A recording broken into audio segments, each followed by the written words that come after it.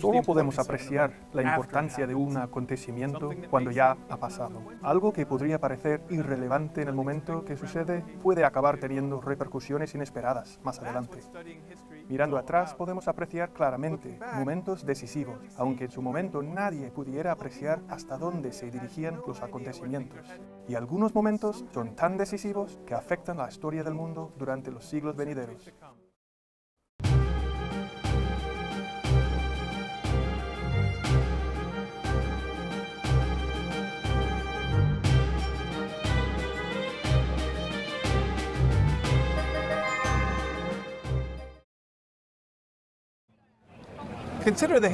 Pensamos en la historia de las lenguas humanas. Sabemos que existen aproximadamente unas 7.000, pero solamente un pequeño porcentaje de ellas se usa a escala global. ¿Por qué? Mientras algunos idiomas, como el chino o el hindi, han crecido mucho a causa del tamaño de la población de sus países de origen, otros idiomas, como el español, el francés o el inglés, se han convertido en lenguas globales gracias a la conquista y el colonialismo. A partir del primer viaje de Colón en 1492, el español entró en la senda de convertirse en un idioma mundial. Pero hubo una época no muy lejos en el tiempo de Cristóbal Colón en que el castellano era solo una lengua entre varias en un territorio escasamente poblado. ¿Cuál fue el momento decisivo que hizo del castellano uno de los idiomas más hablados hoy en el mundo? Averigüémoslo. El español comenzó como un dialecto del latín, la lengua del Imperio Romano, que gobernó el Mediterráneo hace 2000 años. Cuando el imperio se derrumbó, el latín evolucionó hacia diferentes dialectos, y con el tiempo se convirtió en el francés, el italiano, el portugués, el catalán, el rumano y otras lenguas romances. En la península ibérica, donde hoy están España y Portugal, numerosas lenguas evolucionaron. Entre ellas tenemos el gallego y el leonés al oeste, el catalán y el aragonés al este, y el castellano en los reinos centrales de Castilla y León.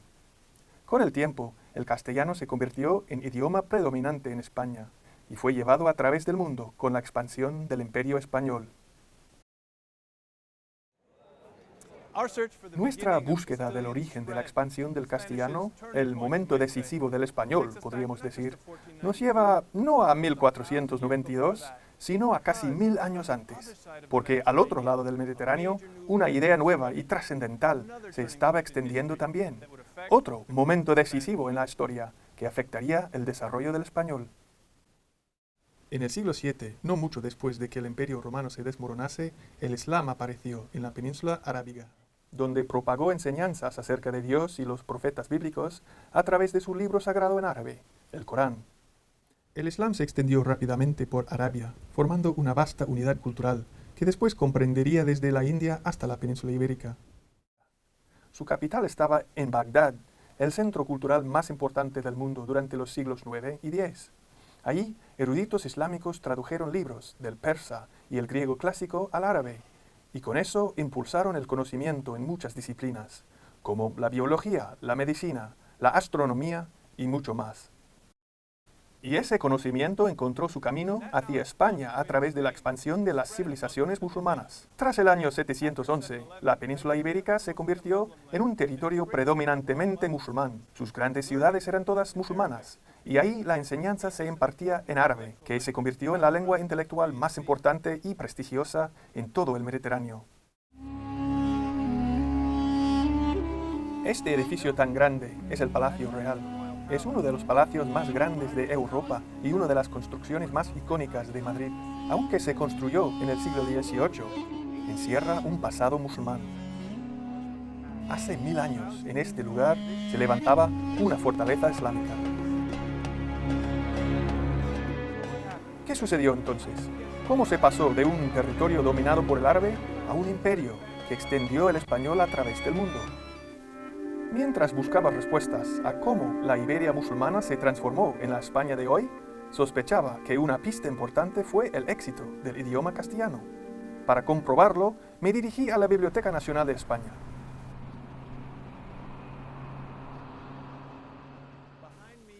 Detrás de mí se levanta la más grande colección de libros en español, la Biblioteca Nacional de Madrid, recibe cada libro que se publica en España y alberga alrededor de 30 millones de volúmenes. Es, por lo tanto, el sitio adecuado para estatuas que honran a algunas de las figuras más importantes de la literatura española. Por ejemplo, Lope de Vega, contemporáneo de Shakespeare, que escribió cientos de piezas clásicas, o Antonio de Nebrija, autor de la primera gramática del castellano, o Miguel de Cervantes, que escribió la inmortal novela Don Quijote. Pero entre estos gigantes de las letras españolas está una figura que vivió siglos antes de las demás, un rey medieval llamado Alfonso X, apodado el Sabio, a causa de sus grandes conocimientos. El nombre de Alfonso X, así como sus muchos logros, son poco conocidos más allá de los libros de texto españoles. Para averiguar más cosas acerca de este enigmático rey, hablé con la historiadora Mercedes García Arenal. Alfonso X el Sabio fue el primer rey que hizo que toda su corte y administración trabajara y escribiera en castellano, en una lengua romance. Ningún otro rey europeo haría algo semejante hasta siglos más tarde. Es un rey muy importante, Alfonso X. Dentro de la Biblioteca Nacional pude examinar algunos de los trabajos originales de Alfonso X. Me di cuenta de que Alfonso era el puente entre el pasado musulmán de España y su presente global. Para profundizar en la historia de Alfonso, tendría que empezar desde su lugar de nacimiento, la ciudad de Toledo.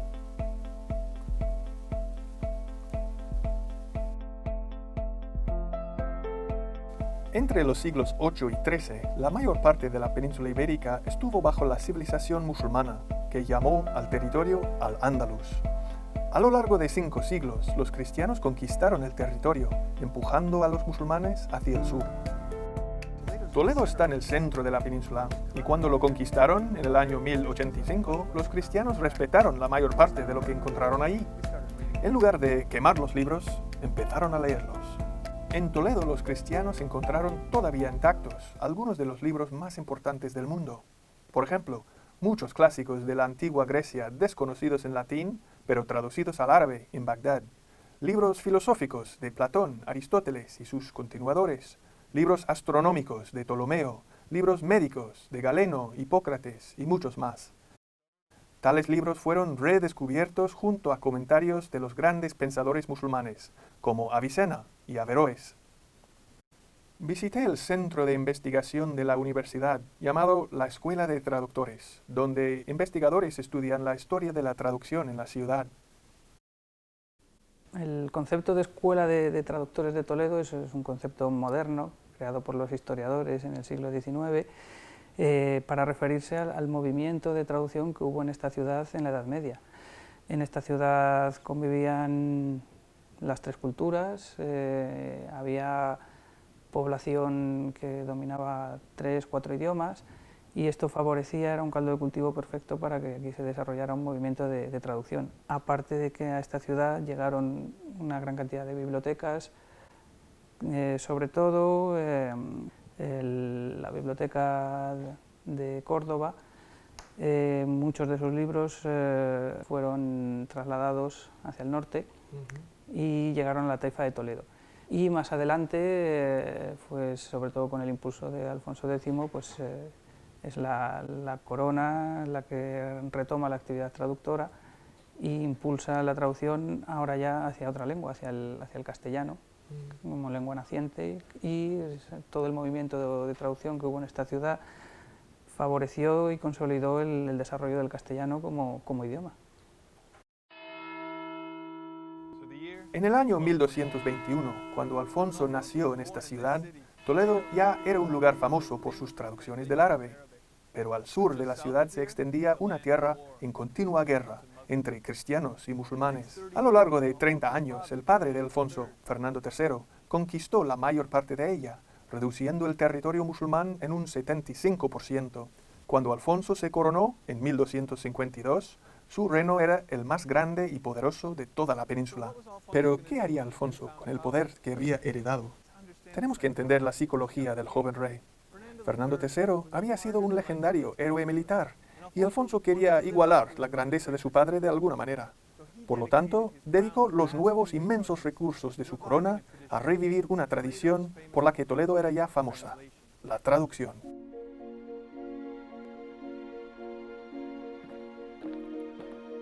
Pero Alfonso no quería simplemente rehacer lo que ya estaba hecho, sino que pretendió ser original. Por lo tanto, escogió hacer algo radical, ignorar el latín y en cambio traducir los libros árabes a su idioma, el español, que no había sido empleado antes para diseminar la ciencia y el conocimiento. Quizás ello no es tan espectacular como ser un héroe militar, pero su decisión cambiaría la historia en los siglos que vendrían y aún nos afecta hoy en día. Alfonso encargó a traductores y eruditos de su corte, tanto cristianos como judíos y musulmanes, que hicieran versiones castellanas de libros del mundo musulmán. Entre ellos, fábulas literarias, leyendas religiosas y tratados de magia, pero sobre todo astronomía y astrología.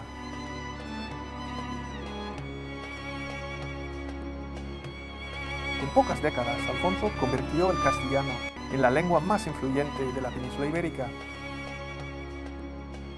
Para entender lo importantes que fueron las traducciones de Alfonso al castellano, fui a examinar los manuscritos originales realizados en sus propios talleres.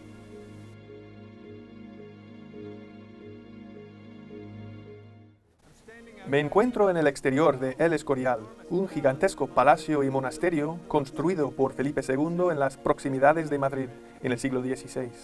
Aquí se encuentra una de las más grandes colecciones del mundo de los trabajos originales de Alfonso.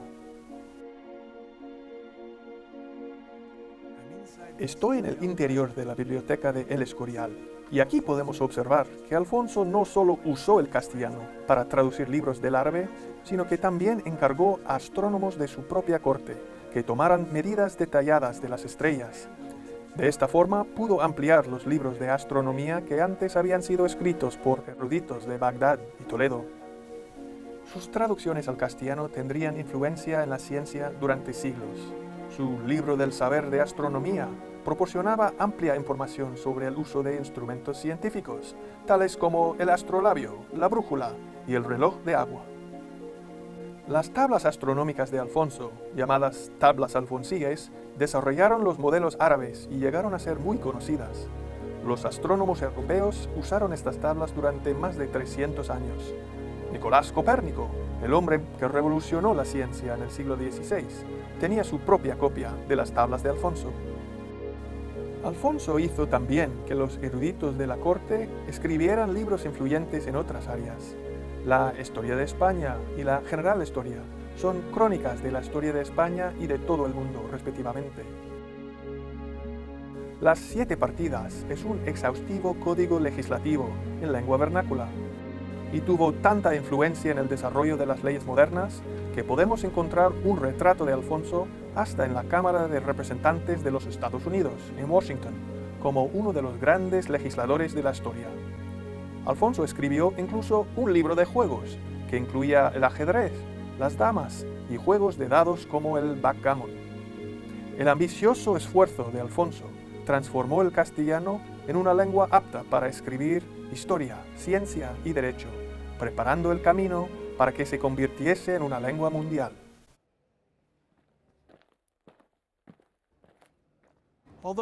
A pesar de que los manuscritos de Alfonso se custodian aquí en El Escorial y su ciudad natal fue Toledo, para comprender su papel como fundador de la lengua española, tenemos que continuar nuestro viaje hacia Sevilla, en el sur de España.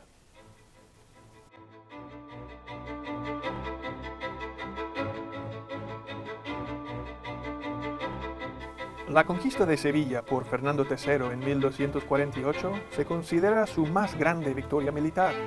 Fue la conquista más notable desde que los cristianos tomaron Toledo.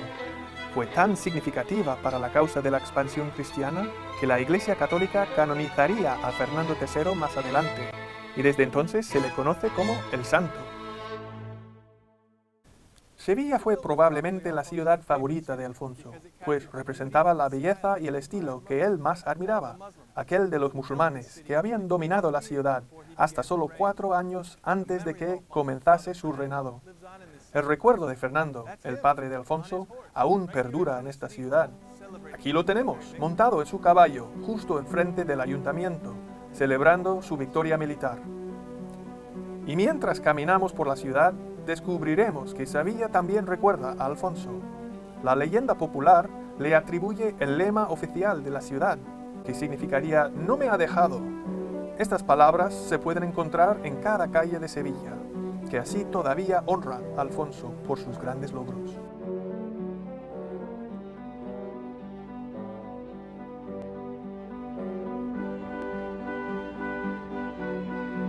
Cuando Alfonso se convirtió en rey en 1252, la ciudad había sido una de las más importantes de Al-Ándalus musulmán.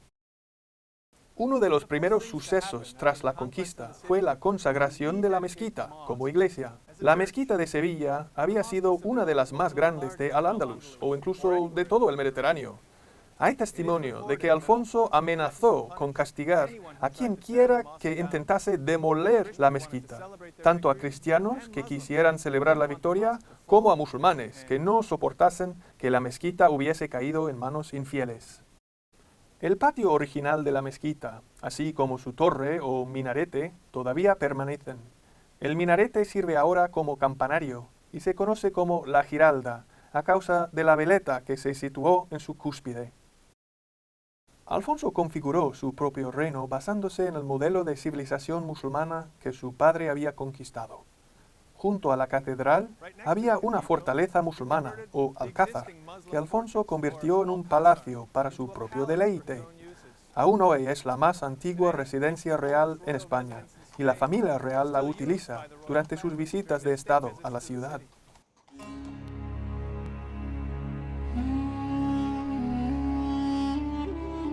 Alfonso preservó estos monumentos para exhibir el esplendor de su nuevo reino, pero también continuó utilizando el estilo islámico en sus nuevas edificaciones.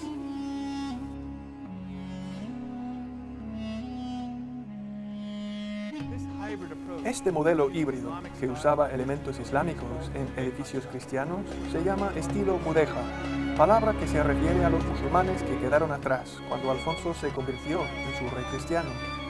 Al combinar ambos estilos, Alfonso creó un patrón que seguirían otros reyes castellanos posteriormente.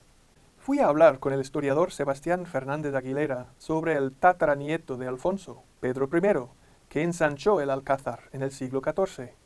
Me explicó que la fachada del Palacio de Pedro ostenta una inscripción única, que elogia al rey en castellano, pero también incluye el árabe. Dice: "No hay vencedor más que Dios. Wala ghalib illallah", las mismas palabras que aparecen en la Alhambra, otro palacio fortaleza que se construyó en la Granada musulmana. En el Palacio de Pedro, la inscripción forma un diseño intricado. Repite las palabras 8 veces, hacia adelante, hacia atrás y de arriba abajo. Gracias a Alfonso podemos leer la historia de la lengua española en monumentos como este, donde el castellano y el árabe aparecen uno junto al otro.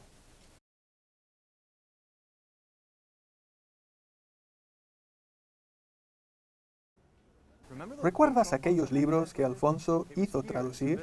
Fue aquí en Sevilla donde sus traducciones sobre astronomía, incluyendo la posición de las estrellas, empezaron a rendir frutos.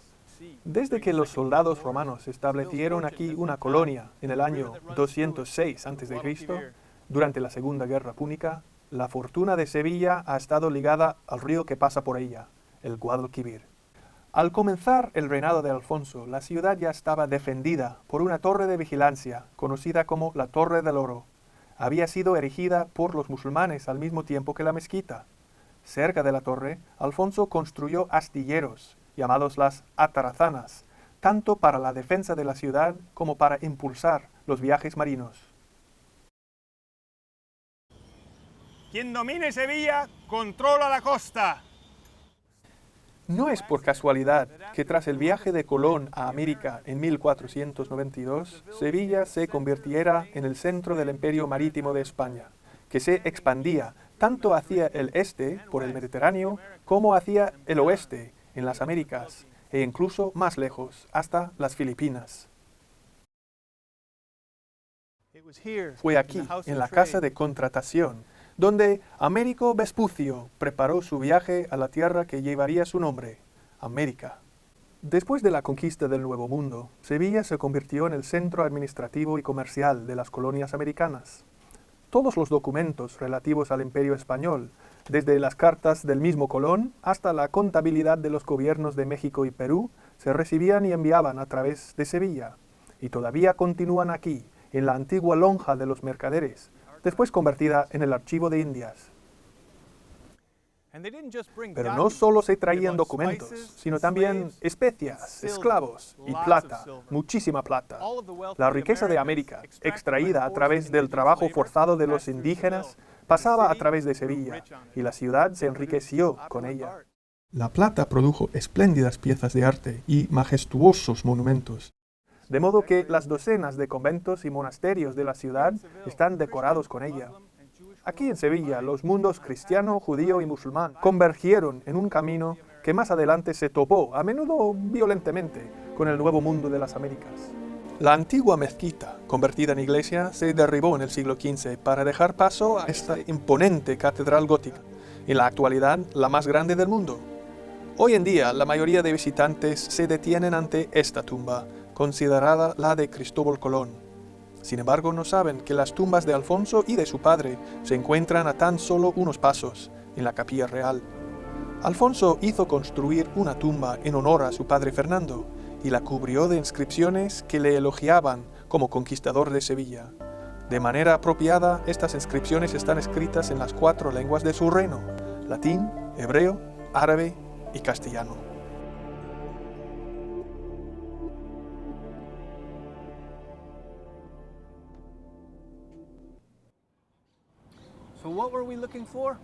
Por tanto, ¿qué hemos estado buscando?